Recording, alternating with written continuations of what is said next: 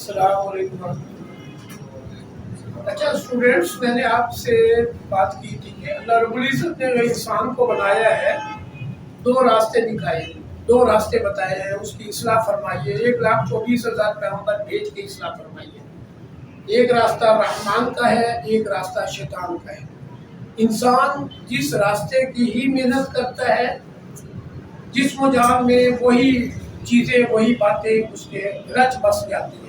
جب انسان زبان کھولتا ہے تو پتہ چلتا ہے کہ یہ اچھائی پہ چلنے والا ہے یا برائی پہ۔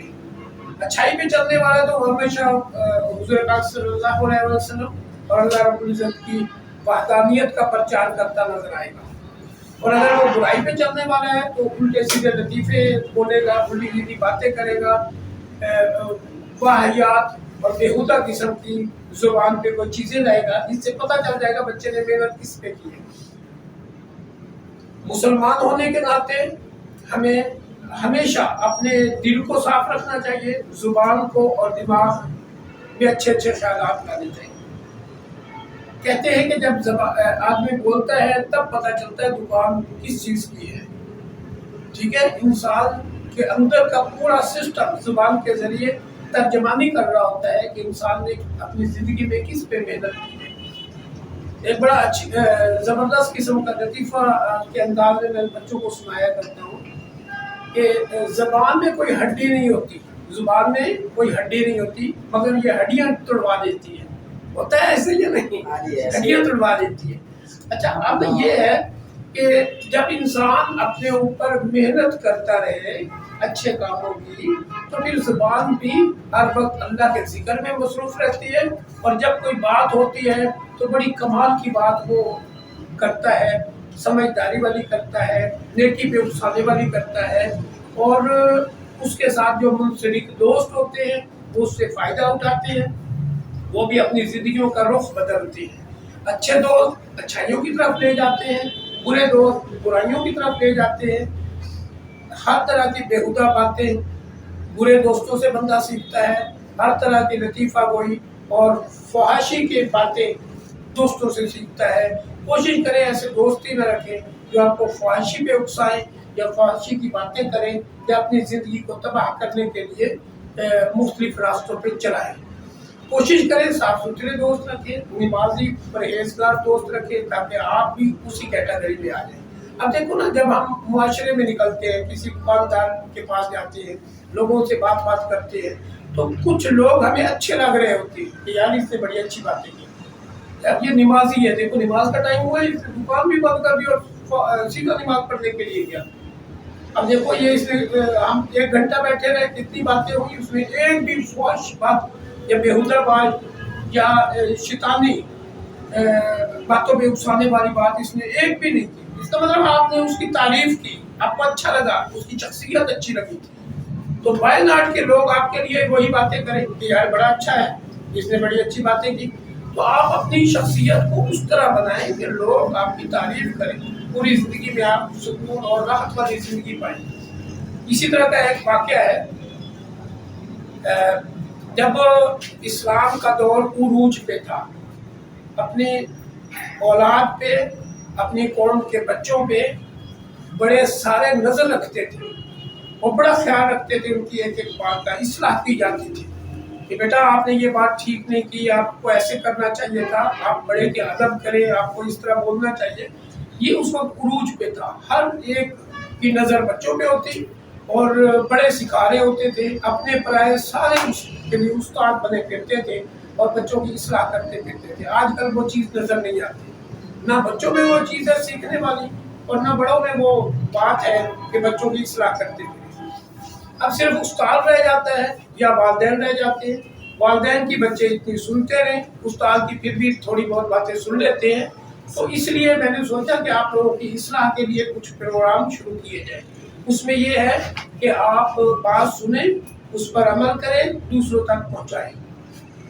ٹھیک ہے، یہ بہترین عمل ہے اپنی اصلاح کا اور دوسروں کی اصلاح کا۔ اب دیکھیں نا، اگر کپڑے دھوتے ہیں، کبھی آپ نے زندگی میں کبھی ایک آدھ کپڑا دھویا ہوگا یا رومال دھویا ہوگا یا اپنی ساکس وغیرہ دھوئی ہوگی، تو جب انسان کوئی کپڑا دھوتا ہے سب سے پہلے اپنے ہاتھ کی میل کچیل جاتی ہے، ہاتھ صاف ستھرے ہو جاتے ہیں، بعد میں کپڑے کی یا اس چیز کی میل کچیل جاتی ہے جس کو آپ دھو رہے ہیں، تو اس کا مطلب دوسرے سے بات کریں گے اچھی، پہلے اپنی اصلاح ہوگی، دل دماغ اپنا بہتر ہوگا، صاف ستھرا ہوگا، صاف شفاف ہوگا، روشنی اترے گی، نور اترے گا.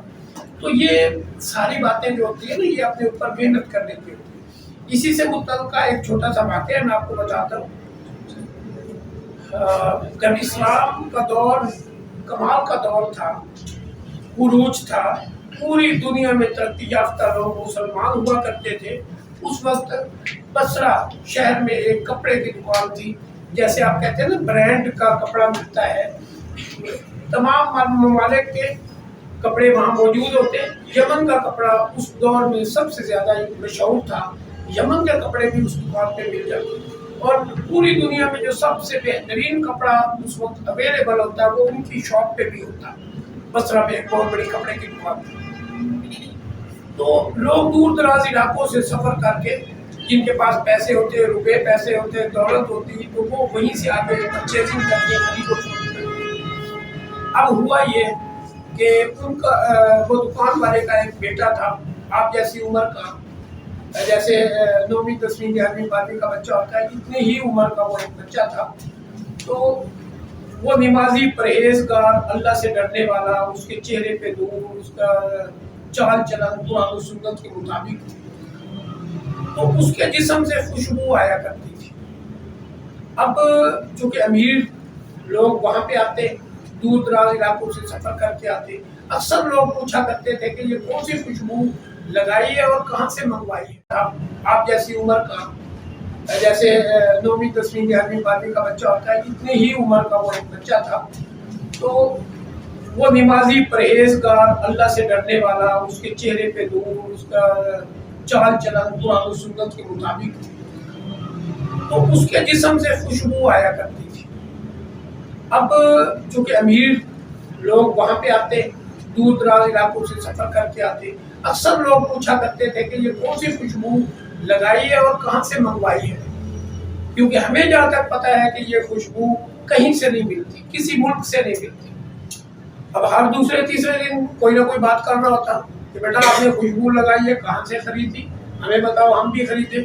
وہ خاموش ہو جاتا، کسی کا کوئی جواب نہ دیتا. یہاں تک کہ بات پھیلتی چلی گئی، ہر دوسرے تیسرے کی زبان پہ یہی کہ یار اس بچے سے خوشبو آتی ہے، اور یہ پتہ نہیں کون سی خوشبو لگاتا ہے. تو یہ بتاتا بھی نہیں ہے، خاموش ہو جاتا ہے. جب بھی پوچھتے ہیں خاموش ہو جاتا ہے. ایک آدمی ذرا اڑیل قسم کا تھا، اس کے پیچھے ہی پڑ گئے، نہیں مجھے بتاؤ، نہیں مجھے بتاؤ، صبح دوپہر شام اس کے ساتھ ساتھ مجھے بتاؤ کہاں سے خوشبو لی ہے اور مجھے بھی لگاؤ. وہ بھی خاموش ہو جاتا. ایک دن بیچارہ بچہ زج ہو کے، پریشان ہو کے، اخیر تنگ آ کے اس نے بتایا. اسے کیا بتا رہا ہے؟ وہ کہہ رہا ہے کہ ایک دن میں دکان پہ تھا، ایک بوڑھی عورت آئی، اسی شہر کے ایک کونے میں رہتی ہے. بوڑھی عورت آئی، اس نے پرچیزنگ کی، کپڑے خریدے، اپنی استطاعت یعنی اپنی طاقت سے بڑھ کے اس نے خریداری کر لی.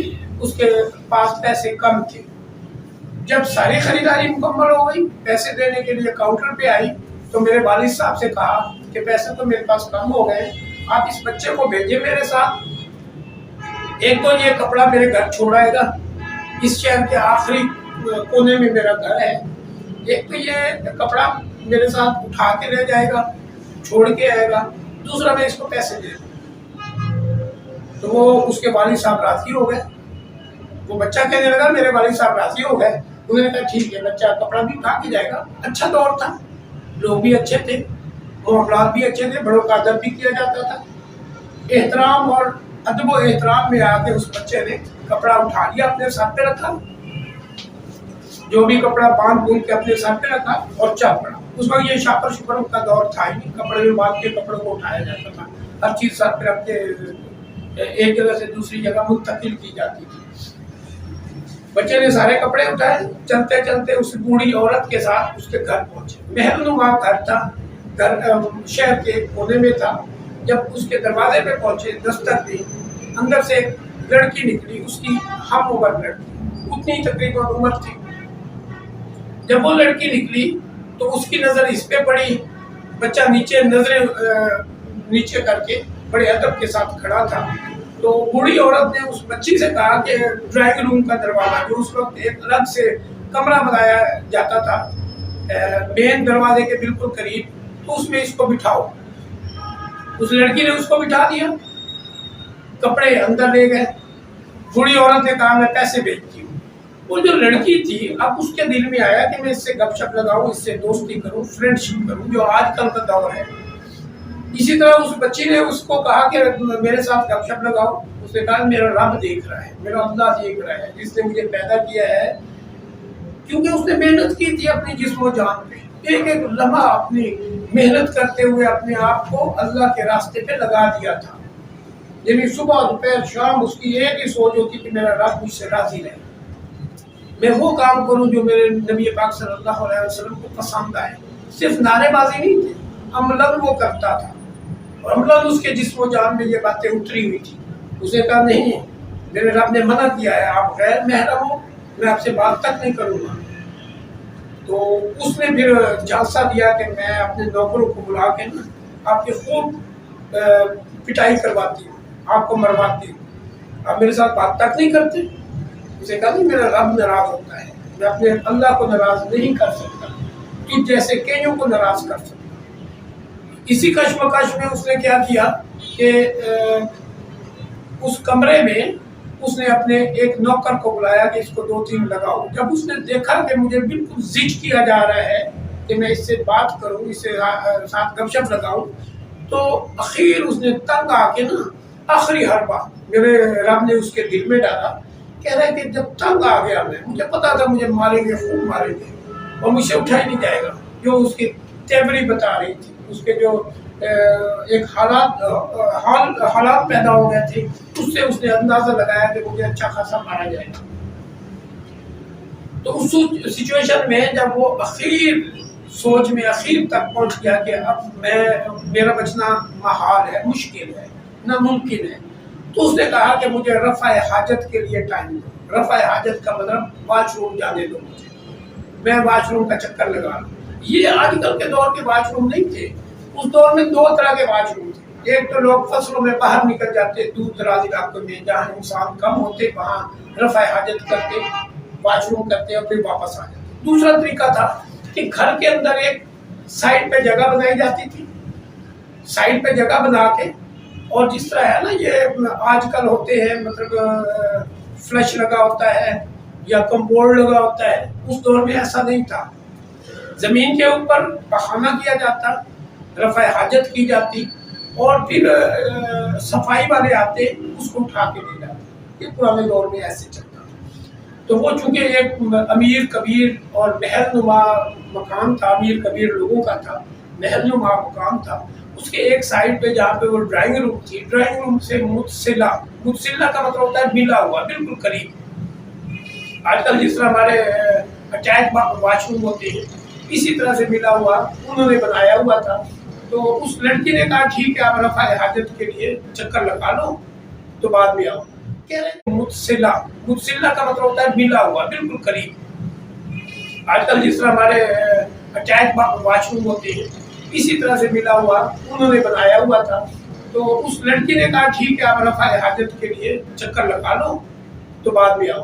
کہہ رہے جب میں اندر گیا تو جسم کے اندر سے جو مواد خارج ہوتا ہے، پخانہ ہوتا ہے، وہ وہاں پڑا تھا. تو کہتا ہے کہ میں نے قمیض اتار کے اس کے تھوڑا سا حصہ لیا اور جسم پہ مالش کی، اپنے جسم پہ لگا دیا اس گندگی کو. کیوں لگایا؟ میرے ذہن میں خیال آیا کہ میرے جسم سے سمیل آئے گی، بدبو آئے گی، اور یہ اس بدبو سے متنفر ہو کے مجھے گھر سے نکال دیں گے. دیکھو اس کے ذہن میں کیسا سوچ آیا. یہ ہے جب انسان اللہ اور اس کے رسول صلی اللہ علیہ وسلم کی فرما برداری میں اپنے جسم و جان کو لگاتا ہے، جسم کے ذرے ذرے میں اپنی باتوں کو اتار لیتا ہے، تب یہ چیزیں پیدا ہوتی ہیں. اس کو دنیا کی عزت اس کی مفاد میں نہیں ہوتی، اس کے ذہن میں نہیں ہوتی کہ میری عزت کی جائے، مجھے واہ واہ کہا جائے، میں خوبصورت ہوں اور مجھے بار بار دیکھا جائے. اس کے دل میں ہوتا ہی نہیں. وہ کہتے ہیں میں اللہ کو راضی کروں، حضور پاک صلی اللہ علیہ وسلم کے طریقے پہ چلوں. اس نے کیا کیا, وہ گندگی کو جسم پہ ملا, کہہ رہے پھر اوپر سے میں نے قمیض پہن دیا. بھائی قمیض پہن کے باہر نکلا, اتنی گندی سمیل آ رہی تھی کہ لڑکی نے کہا تو تو پاگل ہے, مجنون ہے, چل دفعہ ہو یہاں سے. اس نے 2-4 لگائے کہ دفعہ ہو یہاں سے, ہمارے گھر سے نکل.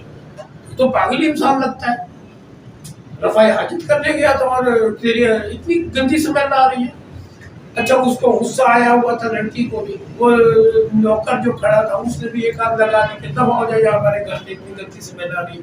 فٹافٹ اس کے پیسے تھمائے, اس کی بوڑھی عورت اماں نے جو پیسے دیے وہ اس کے ہاتھ میں تھمائے اور کہا دفعہ ہو جاؤ یہاں سے. کہہ رہے میں وہاں سے نکلا, سیدھا حمام پہ گیا. حمام پہ گیا, وہاں پہ غسل کیا, نیا سوٹ پہنا, چینج کیے کپڑے, غسل کر کے صاف ستھرا ہو کے پھر میں دکان پہ پہنچا.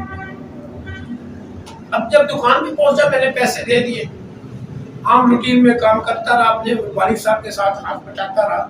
اور جب رات ہوئی میں سویا عشاء کی نماز پڑھ کے, تو رات کے وقت مجھے خواب آئی. اب خواب کیا آ رہی ہے کہ 2 لوگ مجھے نظر آئے, بڑے خوبصورت چہرے والے, بڑے خوبصورت پوشاک والے. ایک میرے سرہانے کھڑا ہے, ایک پہلے سائڈ پہ کھڑا ہے. پہلے سائڈ پہ جیسے میری ہلکی سی خواب میں آنکھ کھلی میں دیکھتا ہوں, پہلے سائڈ پہ ایک آدمی ہے, ایک دائیں سائڈ پہ. ایک نے کہا کہ یہ وہی لڑکا ہے جس نے اللہ اور اس کے رسول صلی اللہ علیہ وسلم کو راضی کرنے کے لیے اپنے بےعزتی برداشت کی, اپنے لیے گندگی پسند کی. سرہانے کھڑے ہوئے نے کہا ہاں یہی ہے.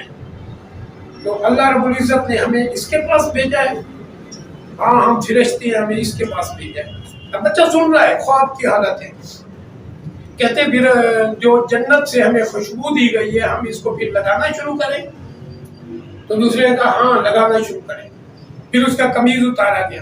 جس طرح اس نے گندگی کو ملا تھا اپنے جسم کے اوپر صرف اللہ کی فرما برداری کے لیے, اسی طرح انہوں نے اس خوشبو کو اس کے جسم پہ ملا. تو وہ بچہ کہتا ہے جیسے مل کے پھر میں نے قمیض پہنا تو آنکھ کھل گئی.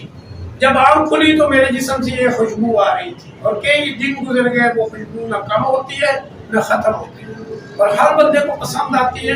اور وہ ایسی خوشبو ہے جو روح زمین پر نہ کسی نے پہلے سونگھی, نہ ملتی ہے, نہ کوئی استعمال کرتا ہے. یہ ہے اللہ کی فرما برداری. اپنی زندگی کا رخ کو بدلو گے, سکون والی زندگی ملے گی. زمین آسمان آپ کی گرپ میں آئیں گے. میرے رب کی فرما برداری کرو گے, میرا رب آپ کے سارے معاملات حل کرے گا. حیران کن تبدیلیاں دیکھو گے, حیران کن باتیں دیکھو گے جو آپ کے فہم و گمان میں نہیں ہوں گی. اور یہی زندگی یہی عمر ہے اپنی زندگی کا رخ بدلنے کی. جیسے چھوٹا سا پودا ہوتا ہے, باریک دھاگے سے بھی ہم موڑنا چاہے تو موڑ سکتے ہیں. جب تناور درخت بن جاتا ہے, جیسے میری عمر میں آ جاتا ہے, تو پھر وہ عادتیں جاتی نہیں ہیں. وہ ہمیشہ کے لیے آپ کا ساتھ قبر تک دیں گی. وہ ہمیشہ آپ کے ساتھ رہے گی. اچھی یا بری عادتیں وہ آپ کے ساتھ رہے گی. اللہ تعالیٰ ہمارا سب کا کوشش کیا کرو اس پہ عمل کریں.